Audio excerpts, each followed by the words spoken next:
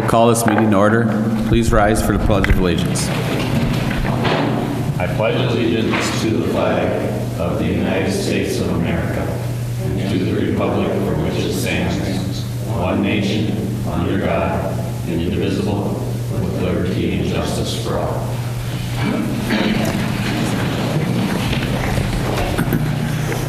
Thank you. Roll call.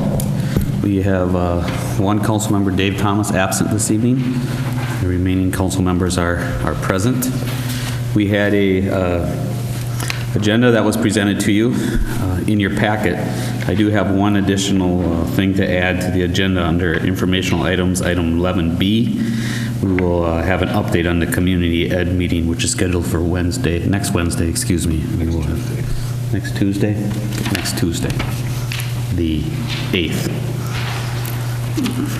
So we'll add that under informational items. Any other additions or changes to the agenda? Is there a motion to approve the agenda? So moved. Motion by Warren, seconded by Keith. Any discussion? Call the motion. All those in favor signify by saying aye. Aye. Aye. Opposed? Motion carries. 4 in favor, none against. Also in your packet, you had the meetings from the September 18th meeting, or the minutes, excuse me. Is there any additions or corrections to the minutes as presented?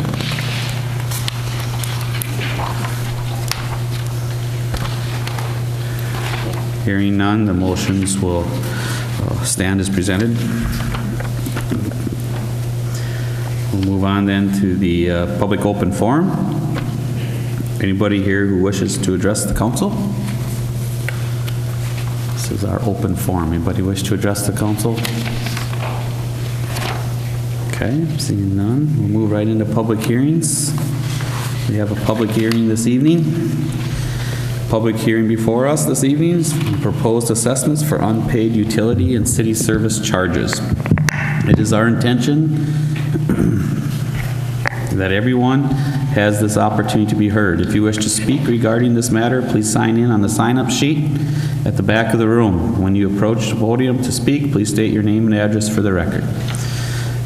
The presentation will go like in this order. We'll have a staff presentation, applicant's presentation, we'll have public input, questions for clarification, and then anybody that wishes to speak in favor or against.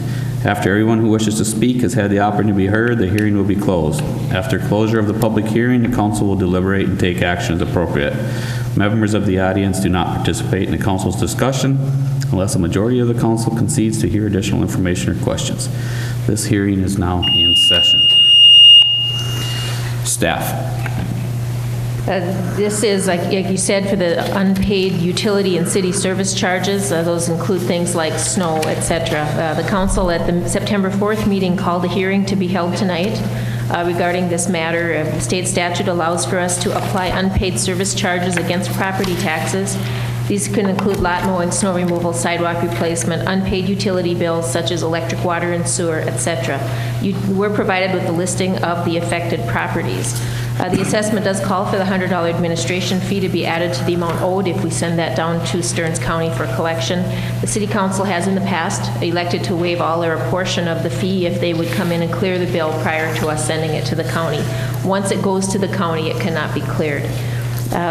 What would happen here going forward after the City Council adopts this resolution, they actually have a 30-day window in which they can pay the bill, and then it gets sent down to the county and it's included in their property taxes.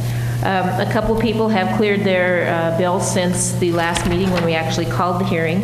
What we have left on here is 12 different properties, $255 for unpaid snow removal, $979.36 for unpaid lot mowing and maintenance, $1,015.72 for unpaid utility bills, and then there's $1,200. There's a $100 admin fee on each of the 12 properties.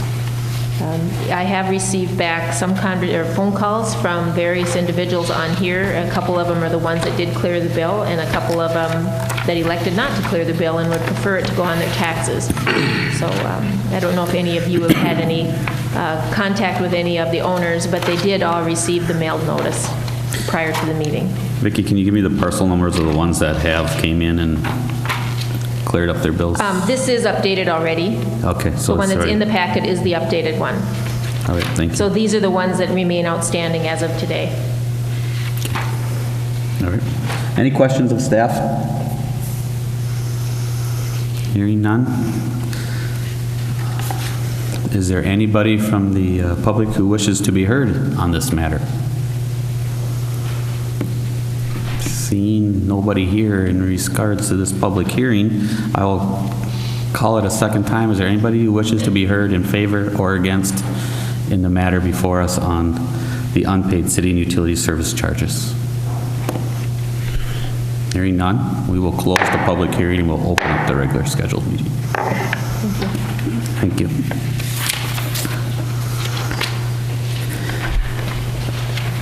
Move on then to reports and presentations.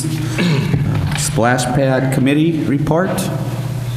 Tonight we have an update from the Splash Pad Committee. On August 21st, a regular city council meeting, you had a presentation by the committee and the engineers regarding the splash pad, and there were 15 questions or items of information that we were requesting additional clarification on, et cetera.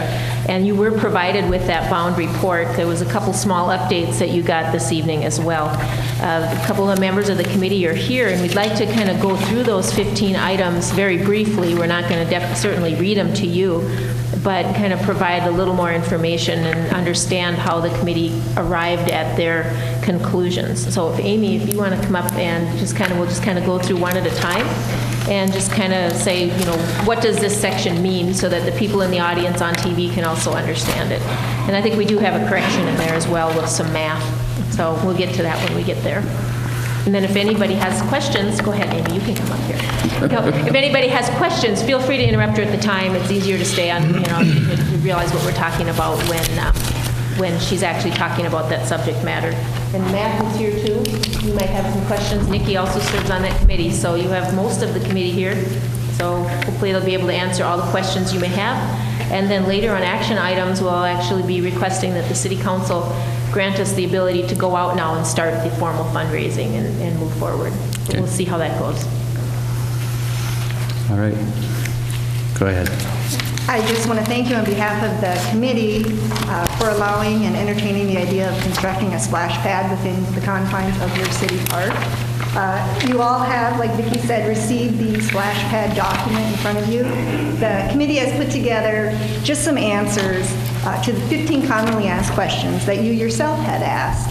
And we formally want to present them to you so that we can continue our public outreach with these answers. If you have further questions as I go through it, please stop me at any time. I'm just going to go through one by one. The first question that the council and other community members had asked the committee as well as city staff was, how many people do we anticipate being served? What is the radius of users, and who are these users? These are great questions, and to answer this, we had to do a little research and figure out where exactly splash pads are located within our area. And we felt that based on where splash pads are located and the willingness of families to drive to a splash pad, we were going to take a 40-mile radius and look at the population numbers as well as the numbers of kids in K through 12th grade. I have enlisted cities, not all of them, but many of them within this 40-mile radius, as well as the total school-age children, which is about 67,000 kids. I feel this is important because these kids could at any time come to Sauk Center and use this splash pad. When we looked at who else might benefit, okay, we have kids benefiting. Well, we also see it as community members of all ages. It's not just a kid place. We all like to kick our shoes off and enjoy nature. We see grandparents, daycare, school groups, and families mingling down in this community park, getting to know one another and interacting with nature. We feel also that this is a destination spot for people who are using the Lake Wobegon Trail. There's not a lot of stops between St. Cloud and Alec that a family can partake in. This would be one of those stops. They could come, cool off, and then continue their bike ride to their destination. We also feel that the local campground would benefit. We understand that there have been many requests on family activities in the area. for people who are camping. We feel this definitely will increase campground use. And additionally, this is an amenity for people who are just passing by. You know, we are on a main thoroughfare here, 71 and 94, and people want to stop for lunch and get their kids out of the car because they're driving them crazy. Here they can buy lunch, go down, have a picnic, and let the kids run around a little bit.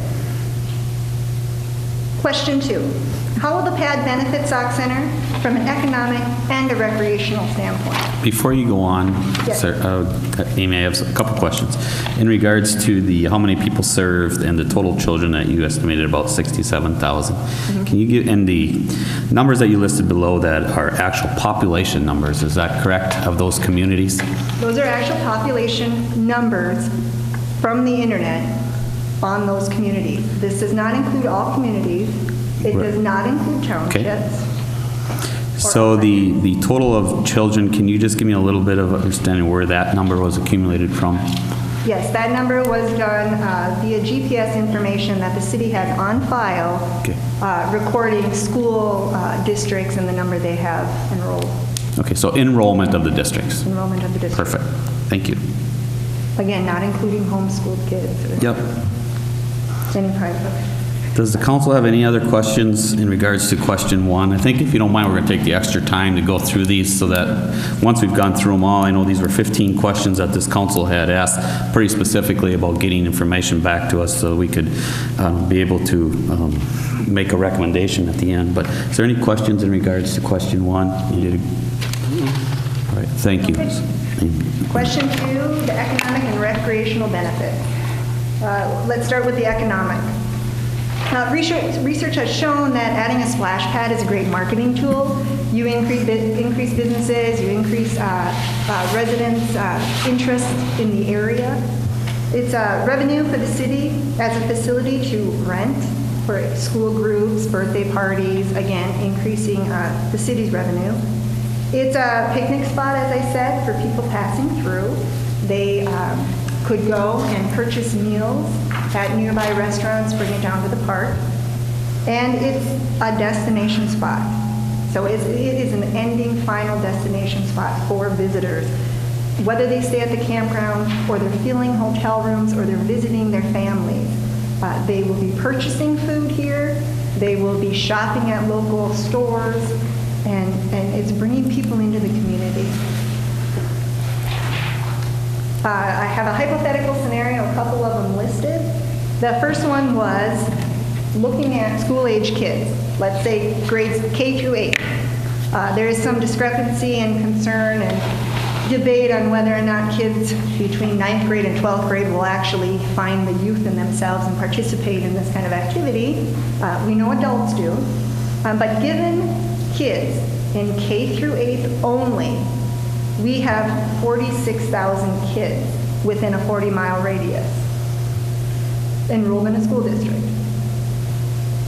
If we assume, which the committee did, that perhaps 10% of these kids will visit this park once a week during the summer months, and if we assume that those kids or their families spend about $20 on something to eat, or a mom drops her husband and the kids off while she goes shopping, we are looking at an economic impact of $92,000 a week. So in the 12-week summer season, we're looking at $1.1 million. That could be an economic impact. Now, the committee feels that 10% is conservative. We think it could be much higher. We have another hypothetical situation about the campground. Now, many people, according to feedback, have called the city requesting recreational activities for their families to visit. And when they find out there are no water-related activities in the summer, they find elsewhere. Currently, campground night and weekend revenue is $50,000 a year. If we assume that the splash pad increases it 10, 15, 20%, and we have that campground filled more, we're looking at a $10,000 increase just in the campground revenue. Now, those are just two scenarios. There are plenty. You could look at the businesses, effects in other ways, but this is just two for the document. Now, from a recreation standpoint, we need to get kids in the outdoors. There's so much research about kids on electronics, and it's chemically messing with their brain, and we need to get kids outdoors to learn and socialize and interact with nature. We feel that the splash pad is a family outdoor recreation activity. We see the family dynamics changing, and with school activities and sports and church, families aren't able to even have dinner together. This is an activity that everybody can do. The little kids could be in the splash pad and the older kids could be playing frisbee. We also feel this is meeting the city's park goals of improving our park system. And also, while a parent is launching their boat for a recreational activity, another parent may bring their kids over to the splash pad to play. So we feel that there are many, many recreational benefits. Again, I just want to say, outlined in the park plan, the city's goal states is to make available to every age group and economic level a safe recreational area that provides enjoyment, enrichment, and emotional fulfillment while encouraging family activities in the outdoors. Number 3, splash pad, I'm sorry, would you? Is there any questions in regards to number 2? None? Thank All you. right. Question number 3, the splash pad size.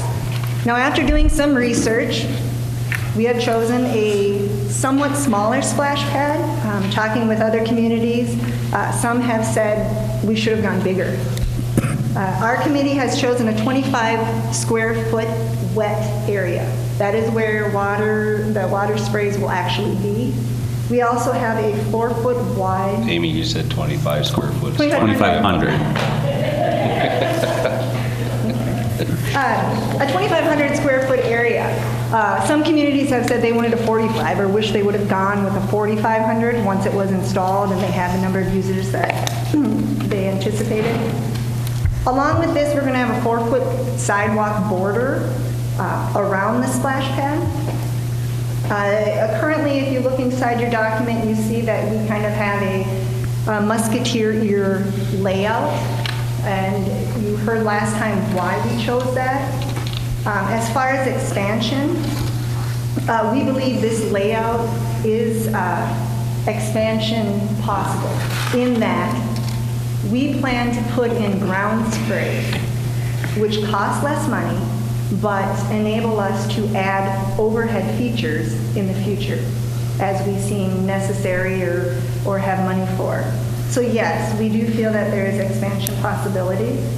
Currently, we are anticipating 35 overhead features within the 3 areas, 35 total and 35 ground features. So 70 different water spigot spray areas for kids to play with. Again, all these water features are interchangeable. You have the ground spout, you have the overhead. If you don't like the layout, you are able to swap some of these pieces of equipment with another city. You could sell yours, get new stuff. There's so many possibilities. Some people like rotation. Every 5 years, you switch with another community that has the same setup, and it's a whole new water park. The splash pad.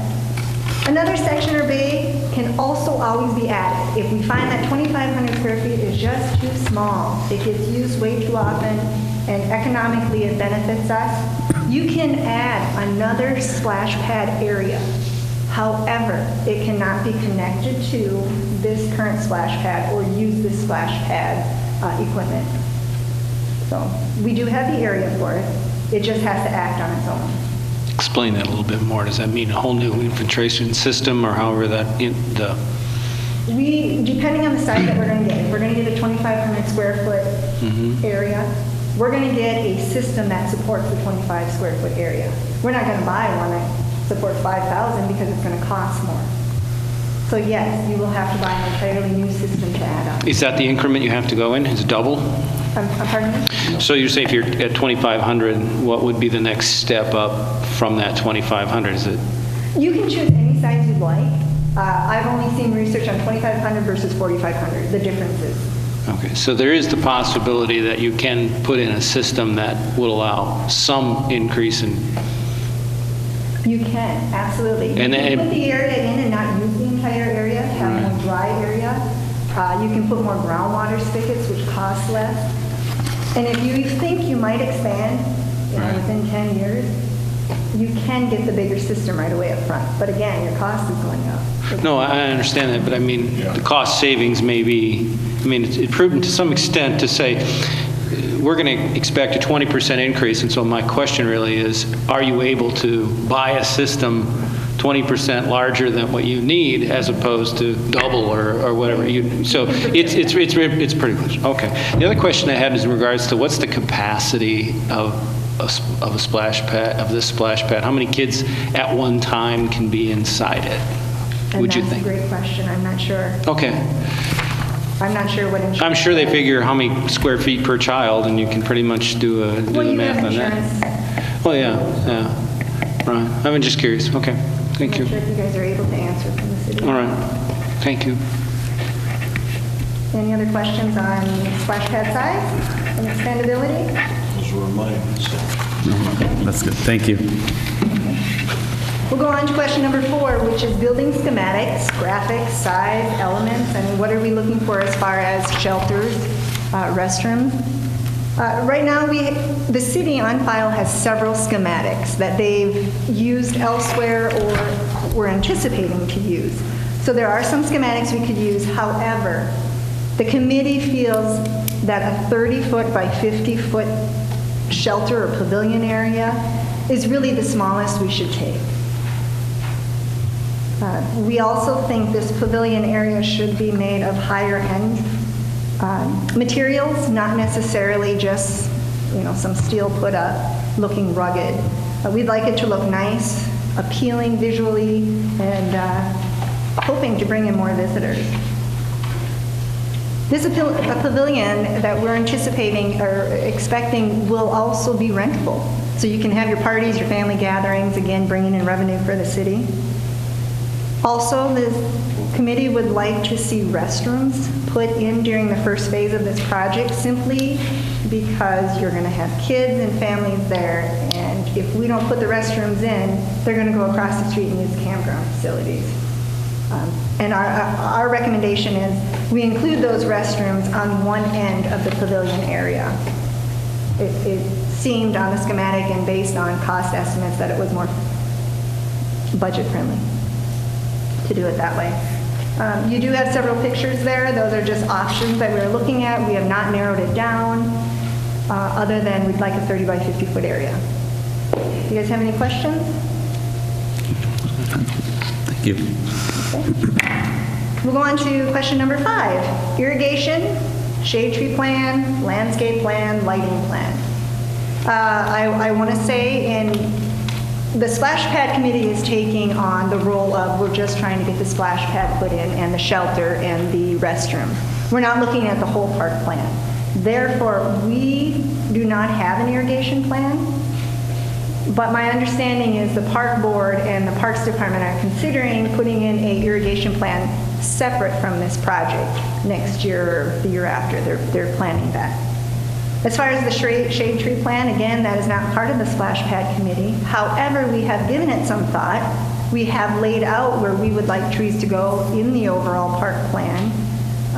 And we also receive feedback from the city department, such as what size of tree and whether or not it could be a memorial tree.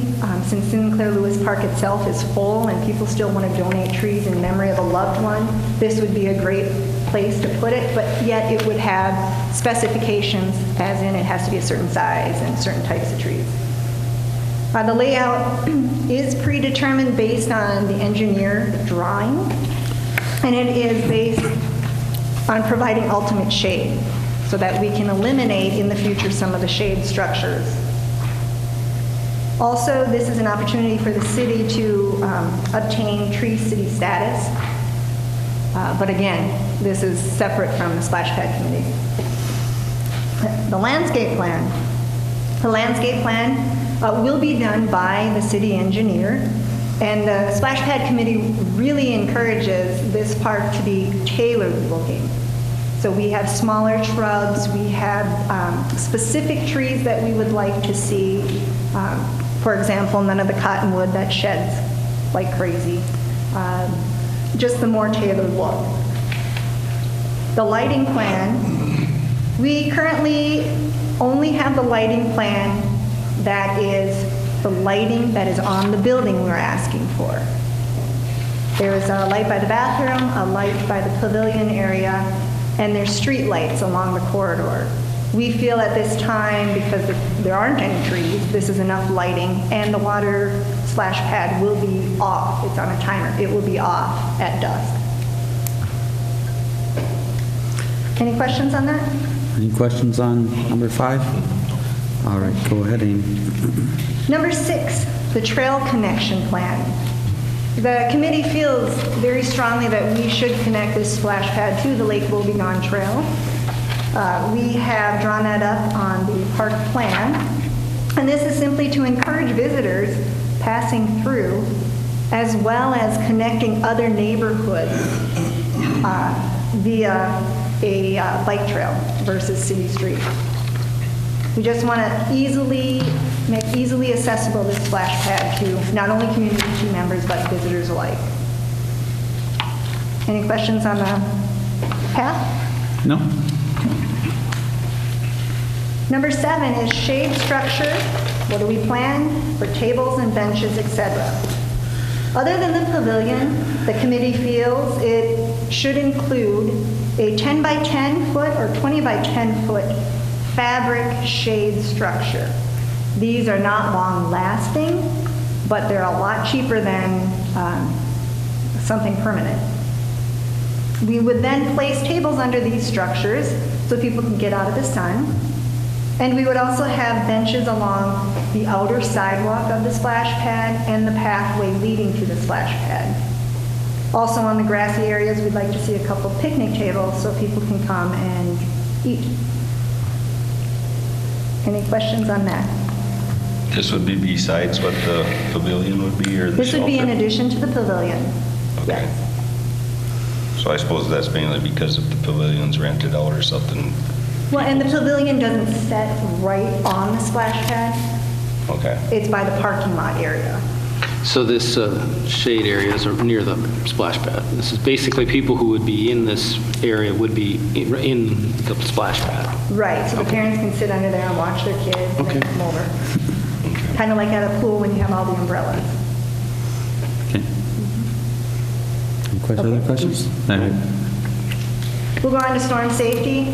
You know, we considered this, and our best option is to go with the written plan for the Sinclair Lewis Park and post that plan. And post that plan near the restroom, so anybody who is using the park and has to use the facilities knows where to go in case of inclement weather. Any Number questions 9? on that? Concerns? Number 9, recommended water source. Well, we went around and around on this one, and we've come up with really 2 options. You can put in wells, which I understand there is a well there for irrigation currently. That is not enough water to supply the splash pad. We would have to put probably 4 additional wells in. Or we could use municipal water supply. If we use a municipal water supply, this water is already treated for public use. A well is not. We would have to do frequent water testing and put chemicals in and treat the water before we can actually use it. Again, this will eliminate the need to treat the water. If you use the municipal water, it's better for the equipment, and we don't want it. We want safe water if consumed by any splash pad users. So we are recommending as a community to use municipal water. Any questions? Okay. The next one is, we're still debating on this one and we're waiting for funding options. We have the recommended discharge. So you're using the water from the splash pad. What are we going to do with the leftover water? One option is to reuse it for irrigation. We want this park to be green. We want the trees watered. We want it to look very pretty. This is great. We asked the engineers about this, and we have come up with the understanding that it would take a significant booster pump to have an irrigation system. The infrastructure cost to store the water is high. There is some groundwater concerns. Since the groundwater level is so high in that area, your tank is probably going to have to be outside of the ground. It will still require a storm sewer hookup for excess flow of water. So we're not eliminating that cost. And if we're irrigating, it may require a SDS permit, which is about $9,500 a year. There's also some concern about the bacteria that would be in this water since it was used on human bodies, and now we are spraying it. There might be some health issues with that, and obtaining a permit. So reuse as for irrigation, we have found that although it's a great idea, and it would make the grass green and the trees beautiful, it's just not a feasible idea at this location. The next option was a recirculating system. This is one that the committee is very fond of. However, it has a high upfront cost for the system itself. Your picture shows the system, and it is very environmentally friendly. It uses less water because you're recirculating the water. However, this system requires chemical treatment daily. So you are going to have somebody spend an hour or two down there testing the water and adding any chemicals to make it safe again for use. So there is a drawback there. It does eliminate any sewer charges or, the installation of a storm drain connection. We really like this idea. Again, the upfront costs are expensive, and we are waiting to hear from the watershed district on whether or not they have a grant that would pay for this because it is environmentally friendly. Option 3 was a subsurface absorption. This works very much like a drain field. Again, our problem or our concern is the high water table in the area, and that we'll probably still need hookup to the storm drain.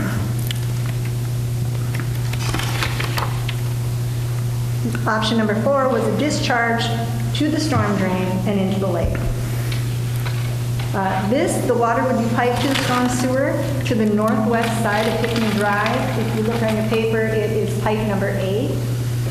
There it would enter the lake, but first it would go through a cattail bed. It would, however, alter that area. There is a lot of water coming in, so there is that concern. There's also the environmental impact and the reputation of adding anything to our already TMDL impaired lake. So there are those concerns. We like this, though, as an alternative to the recirculating system. There's also the discharge to sanitary sewer, which, because this is relatively clean water, we just dismissed right away. Plus, you would have extra charges, about $9,000 a year. Any questions on those different methods?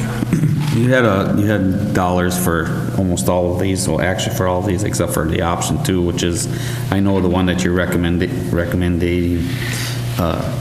in regards to, you said there was a potential opportunity to work with the watershed to help offset some of that cost.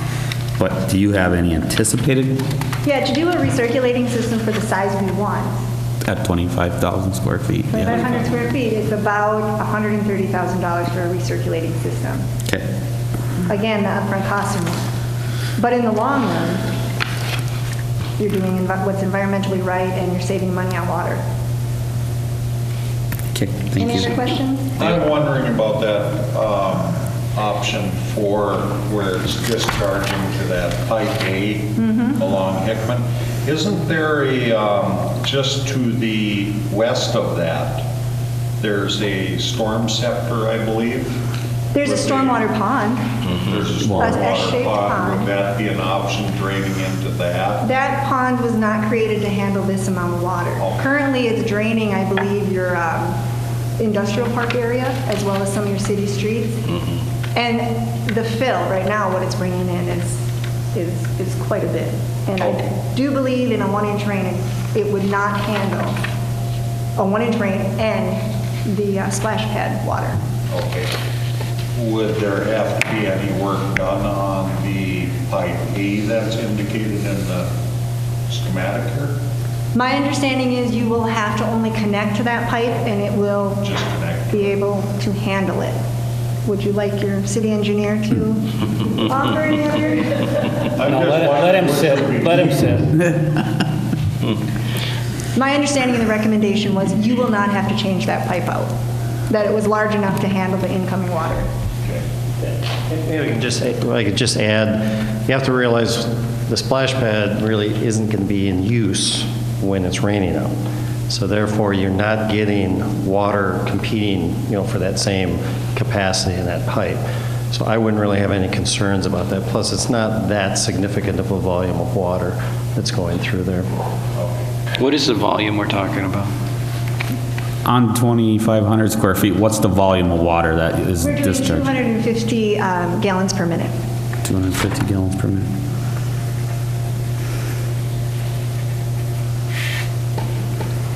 Okay. Any other questions or concerns? One question, and when you talked to the other people that had splash pads, what kind of systems did most of them go with as far as discharge? Did do we know what the favorite of all of them out there is, or? Yes, let me ask my other committee member here, who has had conversations with many other splash pads, Wake Park, St. Cloud, St. Joe area. They do actually have different systems. They're not all the same. They're not all the same. Matt, do you have some comments? The ones with the flow through, they usually have a discharge. I think the one in St. Lake George, they didn't have enough water to fill Lake George. So what they were doing is they were running city water through the splash pad and then it was draining to Lake George and making it, like a usable little pond, I don't know. But the other one, Wave Park, has a recirculating system. And they like that besides the maintenance. They really like that. So I was just wondering if there was a favorite of all the ones that you talked to that would stand out that maybe we could use as a recommendation, so. no, not really, just what they told us. It seems that part of it is going to be the area that you're using. We can talk about the high water table in some respects, that limits, and some of the things are possible, so it might be difficult to take what other people have done and just carte blanche apply it to this situation. It's going to be site-specific, I suppose. And every situation is different. Right. So that's why we look into it to see exactly what the fits are. Okay. As far as Lake George, that's not an impaired body. Sauk Lake is impaired water body. Right, I That's understand. something to consider too. And like you said, we can't use a sub-absorption because the water table. So there are things that it's just not feasible. Okay, thanks. You did mention, Amy, in regards to if we were to pipe it into the lake, into the, I'd say the wetland area, that there was some concerns about that as well. As not, we could use that as a filtration, but that's probably not the option of choice from the watershed either. You're right. There are no state regulations that say you can't put it in there. Right. But as far as an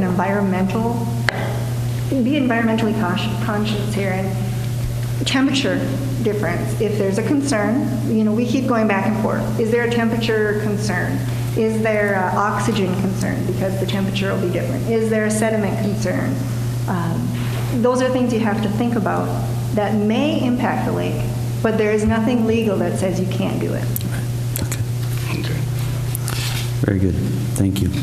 Any other questions in regards to the discharge, which I know is probably the biggest thing that took a lot of time, as I've talked with many of these members, committee members, a lot of different times in regards to it, and they always came back to, well, we have this option or this option in regards to discharge, which is what do we do with this water once we've got it here. We have to work with it. And so I think you guys did a great job researching these, and I'm really interested to find out if that watershed option, that grant is, that will I think that'll help us make a decision quickly if that's an option or not. The watershed has confirmed that if the city signs an agreement soon, they will have money for us to handle discharge concerns on this project.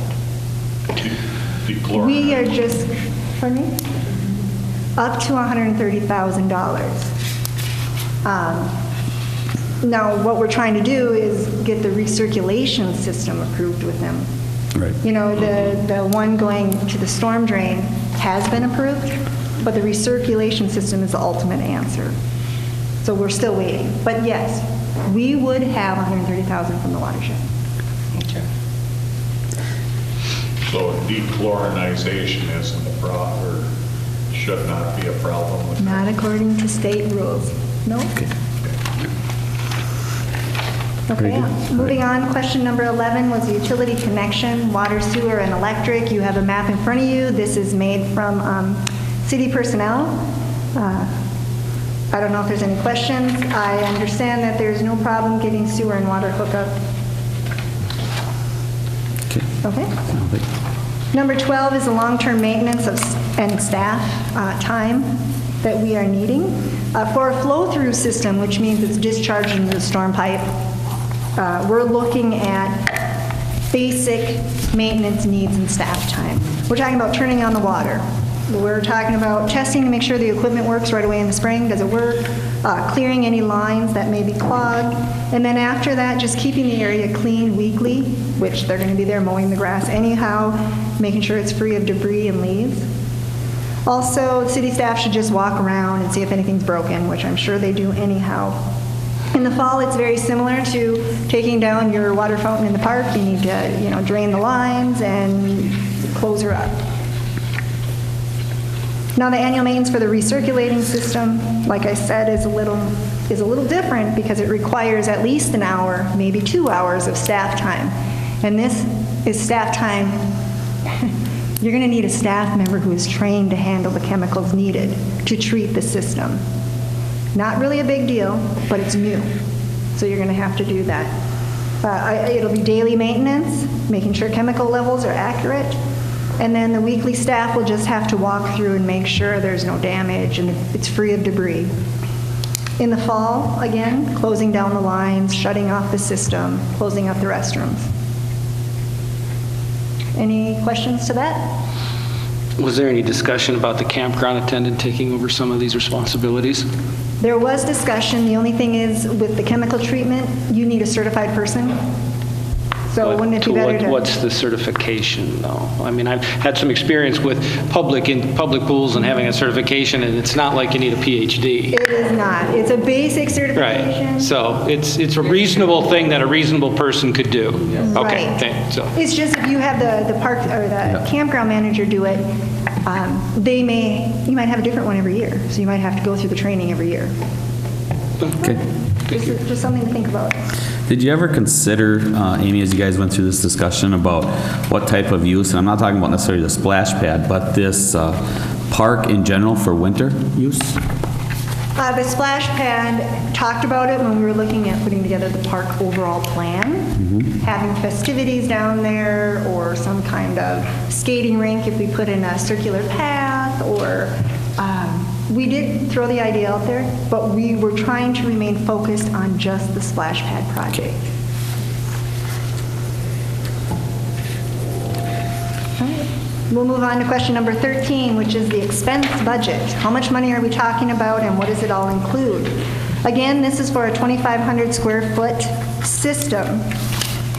The projected cost, if you include the splash pad, the recirculating system, all the equipment needed. Recirculating is $350,000, a flow-through is $225,000. Again, that is the everything with the splash pad equipment, piping, water, getting water hooked up, all that stuff. Below that is additional items that we would like to see in Phase 1, such as shelter, restrooms, tables, additional concrete around the pavilion. We did a low end and a high end. So the low end is on the left, which is $85,000 for that, and the high end is $130,000. We have the landscape for the trees ranging between 30 and 40. We have the shade structures, garbage cans, benches. We're looking at $15,000 to $25,000. And then you have the trail. So the trail connection, the trail walkabout throughout the park, between $20,000 and $30,000. Utilities, maybe $25,000 to $30,000, depending on, you know, what maintenance needs to be done with what's currently there. And then storm sewer hookup. So we are estimating for the entire project, pavilion, the concrete, the paved trail, between $420,000 and $663,000. Again, that's not just the splash pad. That's to make it user-friendly and ADA accessible. Below, I just included estimated annual maintenance costs. Again, on the recirculating side, you'll see that there's more maintenance costs because you have staff time and chemical treatments.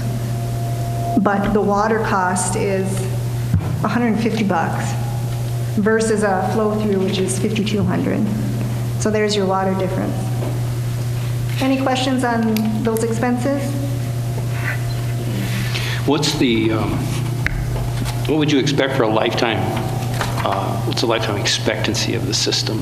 The entire system, including all the individual pieces of equipment as well as, like the recirculating No, I'm talking system? about the splash pad itself. If the recirculating system has quite a savings, I'm curious as to how long you could expect that to go before it would need a major replacement, or what's the life term? My understanding through reading and when we had vendors come and present to us, it was a 20-25 year, not maintenance, replacement. Okay. I believe that is correct. Somewhere around there. It all depends on your recirculating, you can have pumps and things like that. With a full, you're not nearly that much to recirculate. So it's kind of hard to say on a pump last. Anywhere from 15 to 25.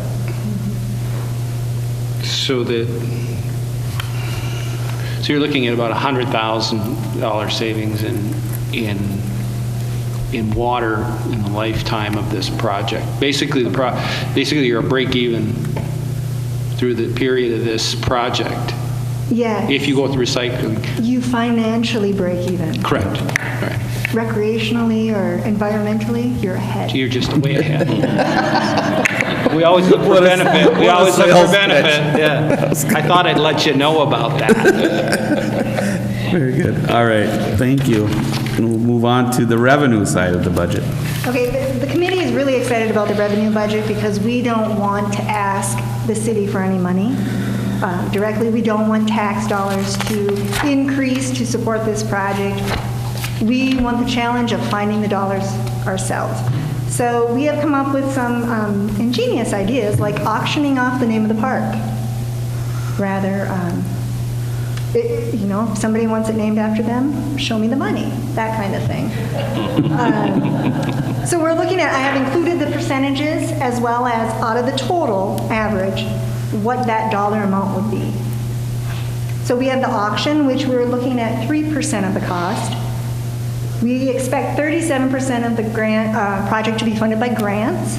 That would include the Watershed District grant. We are looking at family memorials. If people want to dedicate a tree, a bench, something like that, that is 7%. We are hoping businesses or clubs, organizations would like to see their name out there and donate 10%. We have the sinking funds, which is 10%. The campground revenue, additional revenue from the campground, which would be 15%. Park dedication money, which is 10%. Trail dedication, 5%. And shade tree or build a forest account would be 3%. I have included a pie chart there so you can visually see those percentage differences. And I would just like to ask Vicki if you have additional comments on the revenue. Vicki, why don't you, I do have some questions. Vicki, you want to come? Yeah. In regards to the specific revenue streams as outlined by Amy there, and it's, I do understand, certainly the campground funds and the sinking funds. We have allocated dollars in many of these funds already. Park dedication is an example. The campground funds of $81,150 or 15%. Over what length of time do you see those funds coming in to make up that 15%? Those dollars obviously ain't there on day one. Actually, in 2012, from 2012 revenues, which was last year, we set aside $45,000 into the sinking fund for a project, and we're hopeful that the park board would say, let's allocate it to this project this year. Okay. In 2013, we're on track to do the same thing. That would be the second $45,000. And then we rounded it down for the next year because we knew there was some other things we wanted to be doing in the campground. So this is like a 2.5-year campground allocation, including 2012. So by 2014, by the time we're in the ground, the campground share will already have been raised and allocated to the project. Okay. And do you want to break down the other funds in regards as well, the sinking fund, the park dedication? Do you have those numbers by any chance? The sinking fund were different monies that through the parks or through the campground or through different. I'm trying to think here where we came up with the sinking fund dollars, but that was money that over the years that we had allocated that are designated fund balances within the city. The Parks Department has in the sinking fund or in the dedication of their fund balance. Park equipment or park trails, and there's some other dollars. And so there's money that is set in the sinking fund for the park department that just hasn't specifically been allocated to a project. So we're hopeful that we could maybe utilize some of those dollars. The park dedication dollars are dollars that are actually sitting in the account right now as well. And so we're looking at, these are areas that we could not specifically maybe use all of those dollars toward this, but this is a park and this would be a very good use of those dollars, we feel. So any of the dollars that the city has that we've set aside for campground or sinking fund or park dedication are dollars that already mostly exist already. Now, if there's future development, there may be more park dedication dollars coming in, but we don't want to be too hopeful there at this point. So the funds that we allocated in the 2013 budget are taken into consideration when you're looking at these totals? Not for the sinking dollars, because at the end of 2013, we'll see what our budget looks like and where we came in revenue expenses. At that point, we make the decision of how much gets put aside for 2013. How much of the park dedication funds is this percentage? This is what we have in the park dedication funds. So this would be if we allocated all of it. And the committee realizes that we probably won't get an allocation of all of it, and then they'll just have to find that elsewhere. Thank you. So in regards to the city's contribution, obviously we will be contributing to this project based in regards to the dedicated funds that are already set aside. And I think, Amy, to clarify your point is we're not going out and looking to increase tax dollars to pay for this project. The top three things obviously are for where you talk about grants, obviously is work that we have to go out and seek those grants. And you are doing that as we speak, I know with the watershed and whatnot. So the city's portion of this that have already hasn't been allocated is approximately $200,000, $300,000. Right, and now the campground dollars and the park dedication dollars and stuff are not the tax dollars, and I think that was kind of one of their thoughts is that, they want to be this as neutral as they can. We want to bring the benefit to the community without seeing an increase in the levy being required to make it happen. Very good, thank you. Any questions in regards to the? You have a couple questions, observation. It seems to me that a $541,000 project that has the potential of generating $1 million some in the first year seems to be a pretty good return on investment. when I look at the auction part, I will say, as a person who's had quite a bit of experience raising money, you're way underestimating people's ego. I think you can get a lot more than 16,000. She's just stroke it right, you'll do fine. But I was wondering about when you're talking about naming rights, is this in perpetuity? Is this a term that you're thinking about? Have you given any thoughts to that? Are we going to be stuck with a name forever, or is there the ability for the city to reclaim that at some point? That's something we could talk about. I don't think we necessarily, we kind of were thinking that'd be the name of the park going forward, but, it's possible you could have it named for 5 years or something like that, too. I mean, they're kind of in development of the whole research of how a splash pad works and everything, and on the revenue side of it, we're working more in generalities. I'm sure these numbers will shift and the percentages will shift, but they wanted to show that we believe, or they believe that we can get to that number. Right. I mean, I could see something like a 20-year assignment at $20,000, and then after that 20 years, then they can either re-up, or maybe there's someone else in the community that wants to step forward. Maybe the value increases. I mean, this is to give a name to a park is worth a lot, I think, and so I think the city should really look at that and be cautious about giving that away, or tying it to something that we may not like 10 years from now. I think things like that may be worth considering and having that discussion. That's a great idea. Would you like to be on the committee? I knew the more I said, the closer I was going to get to it. We'll talk later. How's that? Any other questions in regards to the revenue side? All right, you want to move into the timeline? The last question was, what is the timeline we're looking at? Mr. Mayor, you had brought up, are we looking at 3 years, 5 years? When do we want to implement and install this splash pad? And the committee has outlined an aggressive schedule, hoping that by next July, hopefully June, we would install the splash pad. A lot of things, such as the building, can be done right away in the spring. Utility connections, we can start bringing those in as soon as the ground has thawed. We feel that next summer would be our summer. So the city would be able to start doing public outreach, advertising on their website, look what we have to offer now for amenities. It gives us time to not only fundraise, but also share the information with the county on the Lake Wobegon Trail, or the state, putting it on their website, that there is this connection and destination spot in store. So we do feel that a grand opening celebration and dedication will be done in August of 2014 if the city allows us to proceed. Any questions in regards to the timeline? I actually like the idea that it is an aggressive timeline, mainly because if you're going out there asking anybody for any money to donate this, and they ask you, well, when am I going to see a return in what I'm donating, and you tell them 3 years, you're more likely not going to get any money.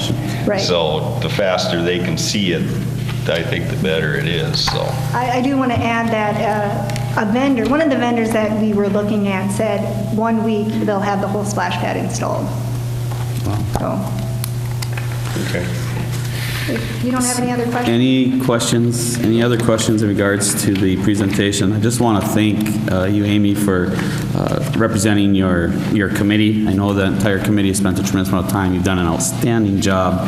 The 15 questions that we asked, you went far beyond what I was expecting for an answer, so it looks great. Thank you. I know, Nikki and Matt and Minnow and, all of you that have been engaged in this process have done an outstanding job. So I'm looking forward to the council to moving this forward, and we have some action this evening to have more discussion in regards to it. So thank you very much, and you did an outstanding job. Thanks. We will move on to Park Board report. Okay. The Park Board, they met in their regular session on Tuesday, October 1st. At the time I put out that was last night, I guess, wasn't it? Okay, at the time I put out the packet, of course, we hadn't had the meeting, so I couldn't tell you what was, or what we had done. But I'll just go quickly down the agenda there. We had the campground attendant report. They give a very good report. They talk about occupancy rates and how much wood we sold and give us ideas for improvement of the campground. So we've had some very positive feedback there. They did have a couple action items. They are going to recommend some fee schedule changes, and that comes to the city council actually in January. We just got an early start working on that. They will have a recommendation on the campground attendant for 2014, again a little earlier than normal, but we have a unique situation in that if we don't bring back the existing campground attendant, they get their seasonal site back, so the people that were in their seasonal site this year would be bounced, and so we needed to have some answers earlier rather than later.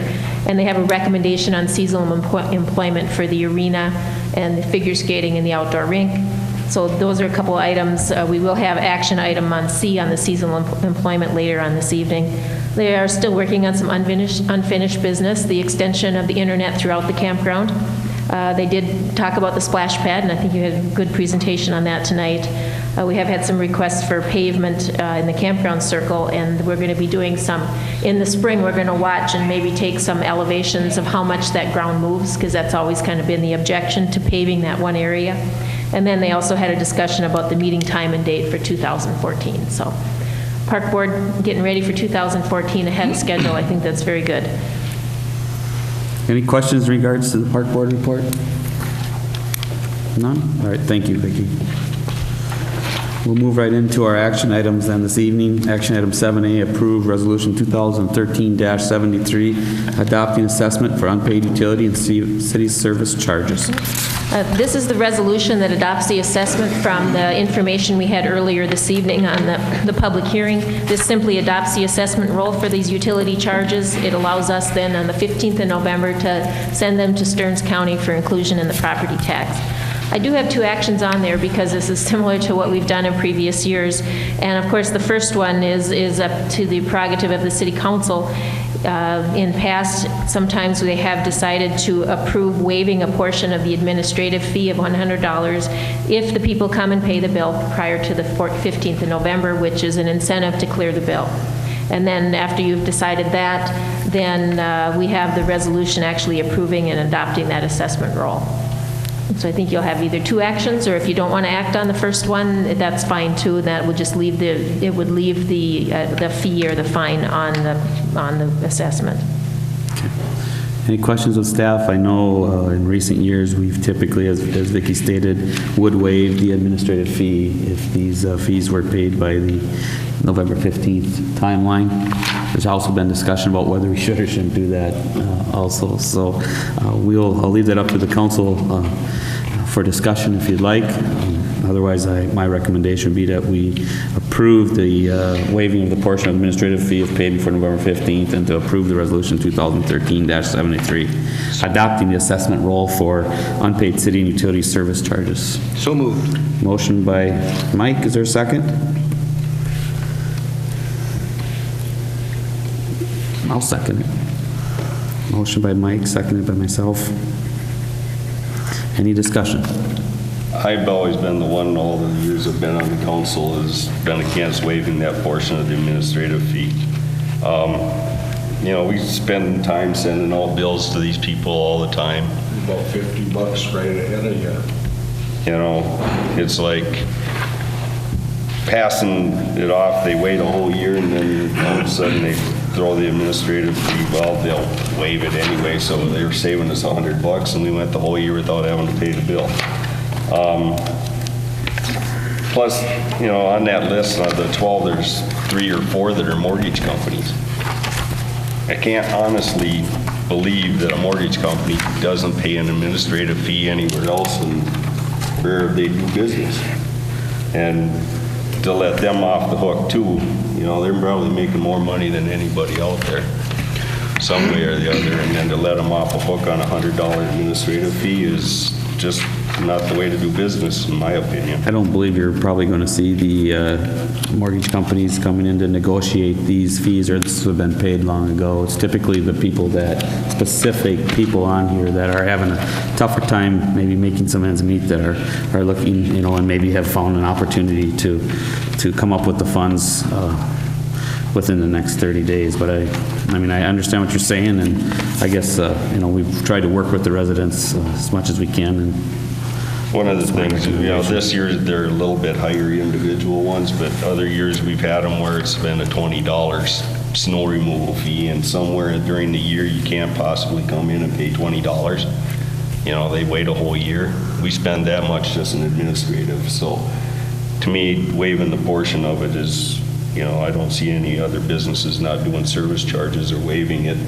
Why should the city start doing it? So. Any other discussion?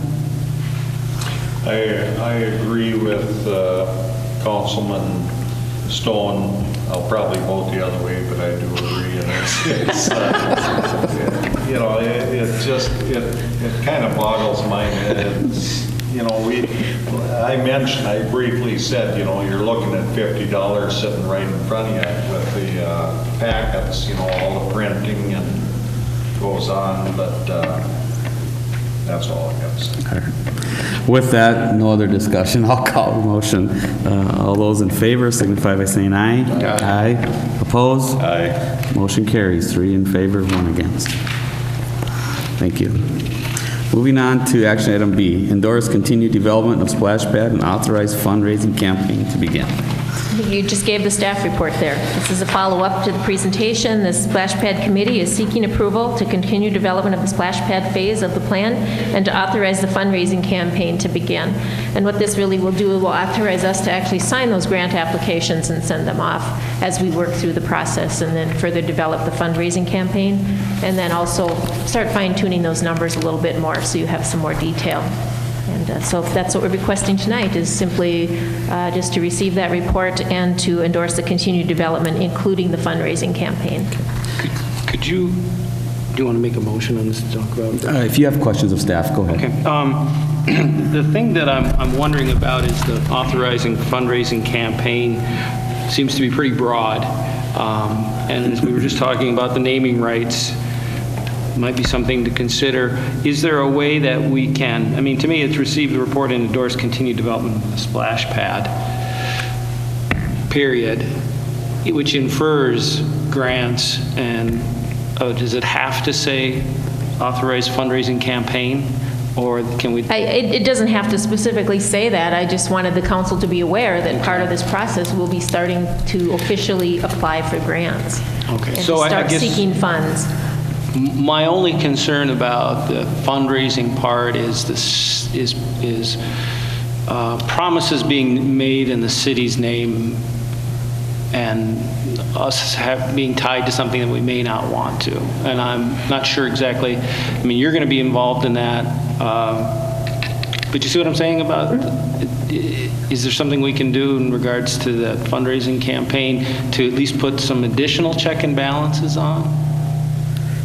I see where you're going there. Is you probably, maybe like if we only raise a small portion, are we still obligated to move forward? It could be something like if you have commitments for X dollars, we'll go forward. It could be we have a commitment for X, we would match. But there's a lot of different things to set points along the way that we could do that, and perhaps what we have is some kind of action that says, we're going to let you go out there and start gaining these commitments, and when you gather X% of commitments, then we're going to go full force. I'm not, you know, we could develop that a little further. Yeah. Well, I guess the other thing about it, too, is that the city is going to enter into any of these agreements. The council needs to give that okay. So any contracts that are entered into would have to come to the council? Any acceptance of grant any grant acceptances would enter into a contract, which the council then has to approve those individually. So maybe that's already then, so maybe my concerns are answered in that. Grants and any kind of agreements outside of grants? Any of those agreements would have to come to the city council. Okay, I withdraw my Yeah, concern. we can't give them authority to commit the city in any way, shape, or form. That's fine. Okay, that answers my question. So I think if I could ask the question to follow up on that then, is in regards to authorizing fundraising, meaning we have allowed staff and Vicki to go out and seek out potential grants or applications that will then come back to the council to approve prior to it going to full submittal, I think is really what we're looking at. Is that correct? Well, you apply for grants, and when you apply, they kind of assume the expectation that if they give you the grant, you're going to move forward. So Right. it's kind of walking that line. But we would know But- that prior to that grant going, right? Is that, for example, if you get a grant for $130,000 and we're allowed to use that grant to do a recirculating pump, they have now allocated that money to this project. We have to, we have to have kind of a strong feeling that we're going to move forward. Otherwise, they could utilize those dollars for other projects. Basically, a lot of times what will happen is you'll submit the application, they'll make the offer. Yeah. So we may have 2 or 3 that may have make an offer back to us and said, okay, we're ready to commit this. If we commit this, are you going forward? So that step comes a little later in the process than right now when we're out there seeking them. All right, in that case, I'd like to make a motion that we receive the report and endorse continued development of the splash pad and authorize fundraising campaign. Okay, we have a motion by Mike. We have a second by Warren that we move forward with receiving the report and we endorse the continued development of the splash pad and authorize the fundraising campaign. Is there any further discussion? Hearing none, I'll call the motion. All those in favor signify by saying aye. Aye. Aye. Opposed? Abstentions? Motion carries. 4 in favor, none against. And again, thank you, committee, for your hard work. We look forward to going through the next steps with you guys. Moving on then to action item C, approve ordinance 742, redefining the Planning Commission's membership requirement. Vicki. This has come up many years at the Planning Commission where we have representation by a member that is requested and submitted by the Public Utility Commission.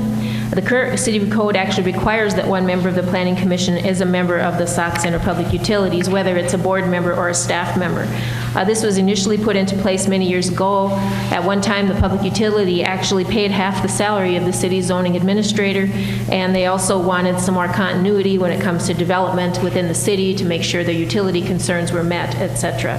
The factors that necessitated that to occur is no longer relevant in the opinion of the Public Utilities Commission, and they have requested that the city eliminate this requirement on the city code. This way, the amendment wouldn't either require it nor would it restrict it. So if some member wanted to be on it, it certainly wouldn't eliminate the possibility. It just would not require that they provide somebody. I did put the excerpt from the city code in, and you'll see the highlighted and struck through lines are the ones that we would recommend to be taken out. And then also there was, several years ago, we had changed at what meeting the appointments are made to the different boards, and somehow this one was missed, and so I do have that correction in here as well, that the board appointments happen at the second council meeting in December for these people to take over the first of the year. So that is also added into this amendment. But I don't know if any of you have talked to any of the Public Utility Commissioner members, but this is something that every year they talk about, and we finally said, well, if you don't want it in there, send us a letter and request it, in which they did, and so that's why I prepared this ordinance. I have had a chance to talk with a number of the members as well from the public utilities, and I think everybody believes and feels that we have such a great working relationship that requiring somebody to be on just wasn't a need. I mean, we've done.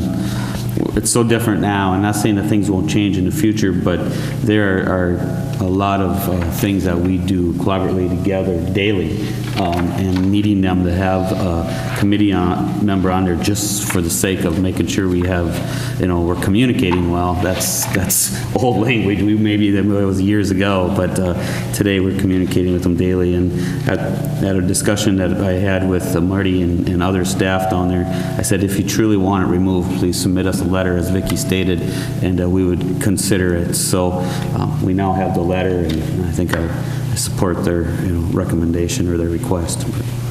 Any questions, staff, in regards to this? And clarifying some language on the appointments too, I think was something that was already approved several years back. We just didn't get the language updated. So Would this start the beginning of 2014 or? yes. Okay. Any other questions? Is there a motion to approve ordinance 742, amending section 150.02 of the city code, changing composition of planning commission? So moved. Motion by Warren. Is there a second? I'll second that. Seconded by Keith. Is there any discussion? Call the motion. All those in favor signify by saying aye. Aye. Opposed?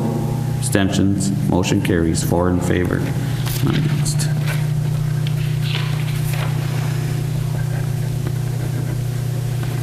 Moving on, then approve payment voucher number 10 to R.L. Larson. This is payment approval number 10. It's R.L. Larson for work on the 4th Street. You do have the payment voucher attached. The payment voucher is for $20,504.70. That means the total paid to date for the project to R.L. Larson is $2,299,246.14. And so that's how much we've paid out to them. We do have the retainage. And then in the spring, there's going to be that second lift will be put on, and so there'll be some additional payment in 2014. But this would be this final, I believe this is the final payment for 2013. So I'm requesting payment voucher number 10 in the amount of $20,504.70. Any questions? I'll make the motion to Okay. approve it. We have a motion to approve the payment voucher number 10 in the amount of $20,504.70. Motion by Warren, seconded by Mike. Is there any further discussion? I'll call the motion. All those in favor signify by saying aye. Aye. Opposed? Abstentions? Motion carries. 4 in favor, none against.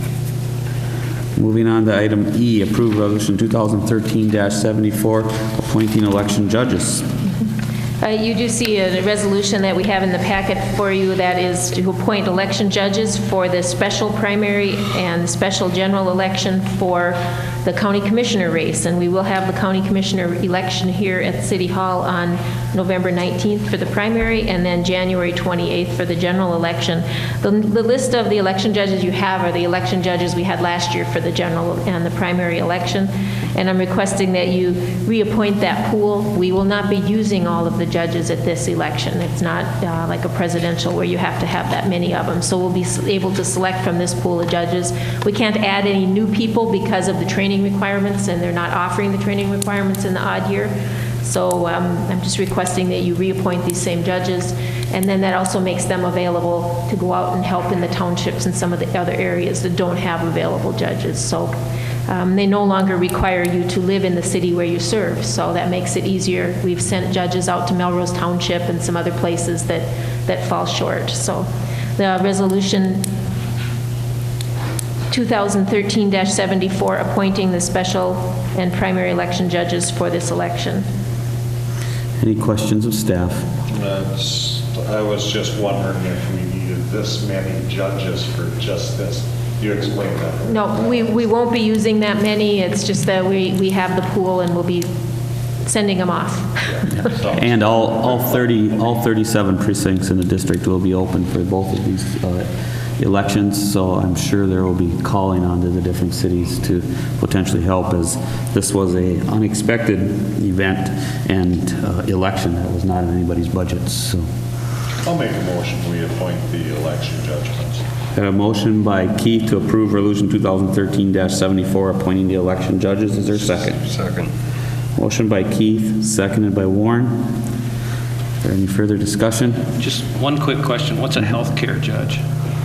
The healthcare judges are required to go to the nursing home ahead of the election and allow them to vote, and you have to take 2 members. Thank you. Okay. Any other questions? I'll call the motion. All those in favor signify by saying aye. Aye. Opposed? Abstentions? Aye. Motion carries. 3 in favor, none against, and 1 abstention.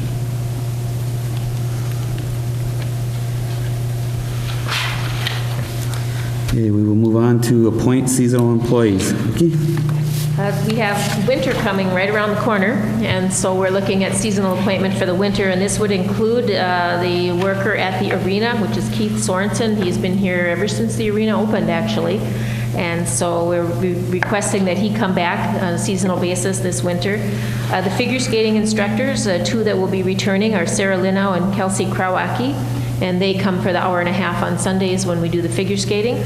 And then we're looking for outdoor rink attendant Dennis Christensen, and he also works in the summertime watering flowers, etc. So the rates that we have, Keith Sorensen would be step 8, that is in the Public Works contract at $13.99. The 2 figure skating instructors will be $30 and $22, and we realize they only work an hour and a half a week, so it maybe sounds a little disproportionate. And then Dennis Christensen would be $11.06. That's the same as his summer rate. And the park board last night did recommend that the seasonal appointments be made. And so we are requesting to approve the appointment of the seasonal employment for the ice arena, including the figure skating attendants and the outdoor rink attendant. Any questions? The budget is funded by figure skating fees and it's cost neutral. Correct. So that's a wash. Okay. Any other questions of staff? Is there a motion then to approve the appointment of the seasonal employments for the ice arena, including figure skating instructors and outdoor rink attendants? So moved. Motion by Keith, is there a second? Seconded by Mike. Is there any discussion? I'll call the motion. All those in favor signify by saying aye. Aye. Aye. Opposed? Abstentions? Motion carries. 4 in favor, none against. Moving on to action item G, approve resolution 2013-75, authorizing certificate of special assessment. Vicki? This is something that we've done once in a while in the past, not a whole lot, but the Sauk Center Public Utilities, they dug into the street and repaired a service leak by a curb stop at the home of Matt and Janelle Newman. The repair included a new water line and replacing the concrete curb and the asphalt, and the public utility actually incurred those costs. As an alternative to cash payment to the utility as reimbursement of the cost, the owner has requested that the city take payment through an assessment to his property taxes. He has signed a waiver which would allow the assessment without the need for a public hearing process. The public utility has also requested that the proposal be approved, and then as we collect those with taxes, then we would turn those funds over to the public utility. We did include in the packet the agreement of the assessment and the waiver of the appeal, and also a resolution authorizing the certification of special assessment. And that would be it's $4,225 over a period of 5 years. Okay. Any questions, staff? None. Is there a motion to adopt the resolution 2013-75, authorizing certificate of special assessment? So moved. Motion by Warren, is there a second? Second. Second by Mike. Is there any discussion? Call the motion. All those in favor signify by saying aye. Aye. Opposed? Abstentions? Motion carries. 4 in favor, none against.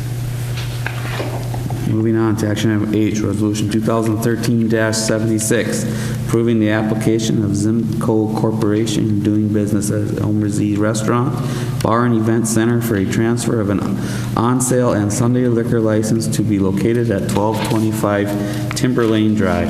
Vicki? You do have a copy of the resolution in your packet. What this is a request for the liquor license transfer from Gerard's to Elmer's Restaurant, Bar, and Event Center. And this, we do have it set up to transfer on November 14th. We do have the new owners, or the prospective owners of Gerard's, which will now become Elmer's. We have Kevin Zimmer and his wife Joan. We have Chris Zimmer and his wife Sarah, and Matt Shaw and his wife, is it Jen? And they're here if you have any questions for them. I know a lot of people were very curious about what was going to happen at Gerard's, and so now you know.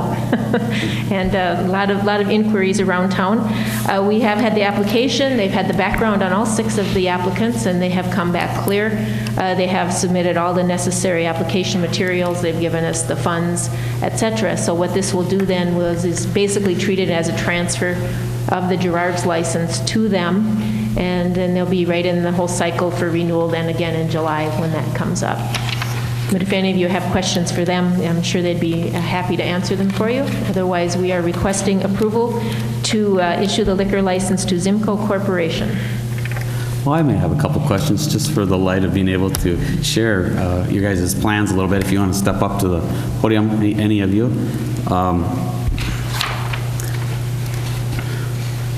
I know we haven't done the action yet, but first of all, I'm going to congratulate you and thank you, because the city is excited to see that facility become used again.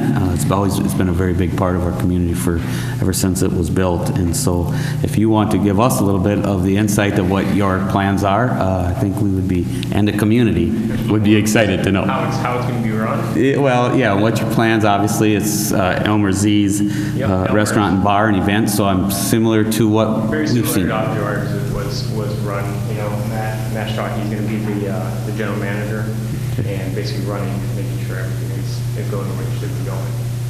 Him and his wife are the ones that have the restaurant experience, Okay. so they'll be directing everybody. Very good. And the process, I know you've been working with staff in regards to moving forward with the transfer of licenses and things, and you've also got the information of the contacting the county and all of the other steps that are involved with getting services. The other up licenses and everything? Correct. Yeah, we've been putting all that together. Okay. Talking to food service people today. We'll be talking to the food people on Thursday next week. So that's all moving forward. Good. Well, does the council have any questions? No? Congratulations. Good luck. All right, Yes. thank you. I have no questions. With that, is there a motion by the council to approve the resolution 2013-76, approving the application for a transfer of an on-sale and Sunday liquor license at 1225 Timber Lane? So moved. Motion by Warren, is there a second? Second. Go ahead. Seconded by Keith. Is there any discussion? I'll call the motion. All those in favor signify by saying aye. Aye. Aye. Opposed? Abstentions? Motion carries. 4 in favor, none against. Congratulations. Moving on to... I know at City Hall, the conversation was it's payday and happy hour that day, so. That's right. It's been I'm glad to see it's opening back up. Moving on to unfinished business, we have none on the agenda. We do have 2 new items on new business. Item 9A, policy on long-term infrastructure improvement plan. Vicki? As we've been working forward with our long-term improvements or our infrastructure plans for the city, we also are looking at involvement with the Sauk Center Public Utility. And I talked with Marty Sunderman over at the utility, and we thought it might be advantageous for us to first sit down and have a meeting and start looking at what our long-term plans are and kind of develop, what triggers a project, how do we prioritize, how extensive, how often we do these projects, et cetera. And when I spoke with him today, we actually realized on the calendar that this is a month with 5 Wednesdays. It may be an opportune time to do that. And I did talk to some of the council members as well, and think that maybe this is something that we need to start. We're not looking for 2014 here. We're looking for future years and beyond, maybe up to 20 years even, just to look at our infrastructure needs for streets and how we go about putting them together. And seeing what the PUC needs as well is going to be a major part of that plan. So in talking with the utility, we suggested perhaps that October 30th would be a good date to have that meeting. If you guys think that it's a good meeting to have, if it's premature to have the meeting, if committee wants to discuss a little bit first, that's fine as well.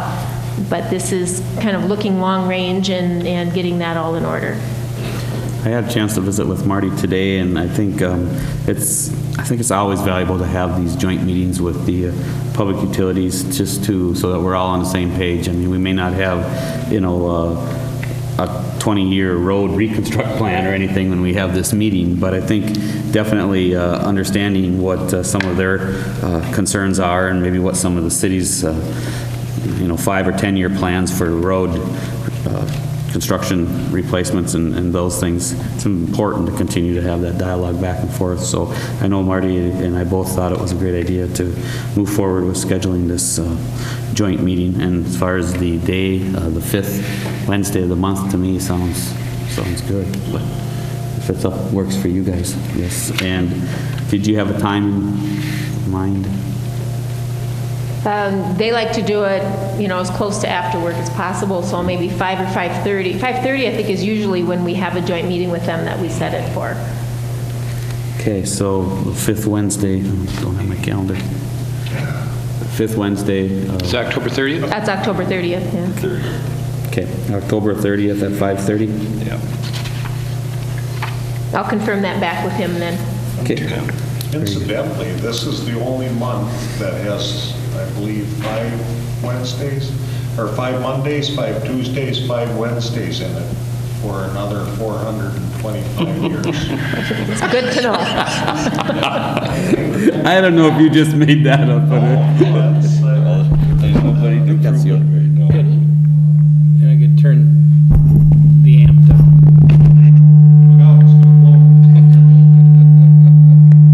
Turn down the volume on the PA.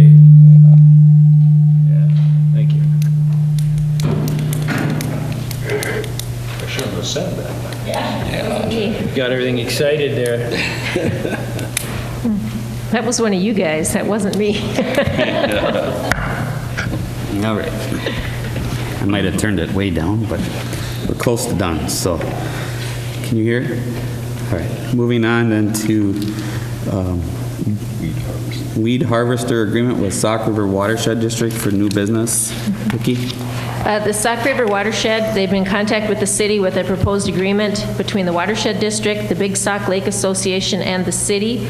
And this agreement would outline the responsibilities for ongoing aquatic weed control activities on Big Sauk Lake. This starts way back. There's been weed harvester, and we've contributed to the fund as well as the lakeshore owners. And the Watershed District has discontinued the use of the weed harvester because of conditions on the lake. Previously, funds collected by the watershed from the lakeshore owners in the cities were utilized for those activities. They've discontinued the practice. Because the funds were assessed and collected for weed harvesting purposes, the watershed is seeking some agreement between the above parties on how the residual funds of approximately $200,000 are to be used. So then following, we have some agreement on how we could use those funds. Then they would have to go to public hearings to get that final use amended. Right now, they're permitted to use it for weed harvesters, so they want to get it amended for aquatic weed control, which would allow some chemical at spraying, et cetera. But prior to going to that, they want to say, okay, how would the framework of this work? And they've presented a proposal to the city, and they would like our action on that, but I suggested to them I need to go through the policy committee and ferret out the details on that first. So what I'm asking tonight is for you to send that to the policy committee for review, to come back for recommendation to another meeting. So. Okay. Any questions? I just want to make one comment. I've spent some time visiting with Vicki about this specific thing, and the first thing that came to my mind is, well, if we got the money for weed harvest and we're no longer harvesting the weeds, and give the money back. That was one of the thoughts that I had, but that's easier said than done. However, I do have some concern about the city and the Lake Association actually having to develop and manage the plan. And as we go forward and we talk about through this as with the Watershed District, I just think that the policy committee needs to really keep that in mind as they look at, what do we do? I mean, I don't have a problem working jointly, but if we're actually going to manage it and we're going to coordinate the permitting with the DNR and we're actually doing all of the process utilizing funds that was raised by the watershed for the weed harvester, I mean, there's just, it seems like a disconnect there. I want to understand what how that's going to impact us. So I want us to make sure we don't rush into anything, but we spend the necessary time to look into that. With that, is a general consent to the council that we would send that to the policy committee for review and recommendation? Maybe filtration system prior for our splash pad. Yeah, I was just thinking that as well. Maybe that's part of the use. Policy will take that under consideration. All right. Are you okay with general consent? Yes. Mike? General consent, we'll move that then to the policy committee. Move right into our consent agenda then. We have 4 items on our consent agenda this evening. We have the schedule of claims for an unpaid claims of $130,346.02, paid claims of $1,216 for a total of $131,500. 54618. We also have received 2 contributions from the men's card playing group and ECM Publishers for 100, cards playing group for 200 for the senior center and the Friends of the Library. I want to make sure they understand we are grateful for their contributions and thank them. We also have a gambling application for exempt permit request from the Knights of Columbus for bingo on October 27th at the Holy Family School. And we also have a second gambling application for exempt permit request from the Sauk Center Lion Club for a raffle on February 26th at the River's Edge Dining and Lounge. And is there any questions in regards to the consent agenda as presented? Is there a motion then to approve the consent agenda as presented? So moved. Second. Motion by Keith and seconded by Mike. Is there any discussion? I'll call the motion. All those in favor signify by saying aye. Aye. Opposed? Abstentions? Motion carries. 4 in favor, none against. We move on then to our informational items. We had 2 informational items on our agenda. The first one is just for your information, Don Stress has been with the city for 7 years on October 23rd, and he'll be moving to step 8 of the wage scale, so I thank Don for his years of service. And then the item that we added this evening is in the past, we have been a part of the community ed meeting. We do make donations to the community ed yearly for the summer rec programs, and I know Warren has been attending those from time to time. There is a meeting next Tuesday, and we are asked to be there. I know Warren will not be able to make it, so is there anybody from the council that can make that meeting next Tuesday at noon at the truck stop? I Keith and Mike? Keith? Okay. With that, is there anything you want to add in regards to that one? No, basically, you know, when the school and the city were going kind of back and forth on the summer rec funding and stuff like that, and it kind of mentioned that maybe someone from the city would like to be in part of the community community ed meetings, and I had volunteered to do it. We never really made a formal commitment to put anybody on that board.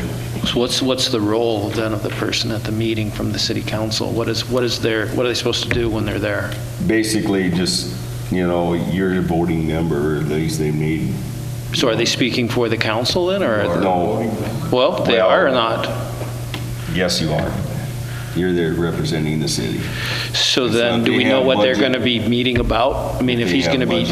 And questions about upcoming funding for summer rec or whatever, you can tell them what has been happening, but you don't actually tell them what the city will be doing because they have to request that from the council.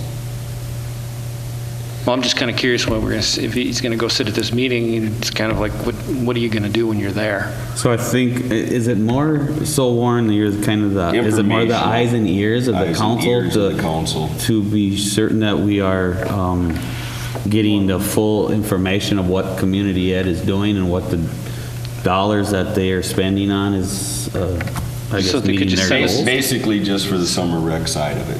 Which leads to my question, is this something you're going to want to report back on? Or? Well, yeah, if you're going to go spend your time over there, it seems like it'd be a good idea to have some feedback as to regard, you know, or Which I you could just send us the minutes and we can go over that or too.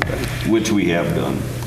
You know, I have reported It's just, back. the point being is we do a lot of that where people is like, you go to that meeting and then you're at the meeting and you're like, well, am I speaking for myself? Am I speaking for the council? If you're speaking for the council, well, then that's a whole different ballywick there. Then it's a discussion that we should have in regards to what are those things. So, you know. I guess I wouldn't I would defer that any questions other than what has been done in past meetings. I would.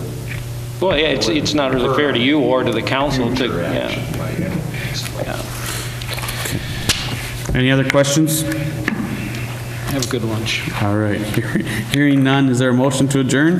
So move. Motion by Warren, is there a second? Second. Second by Mike. All those in favor signify by saying aye. Aye. This meeting is adjourned. Thank you.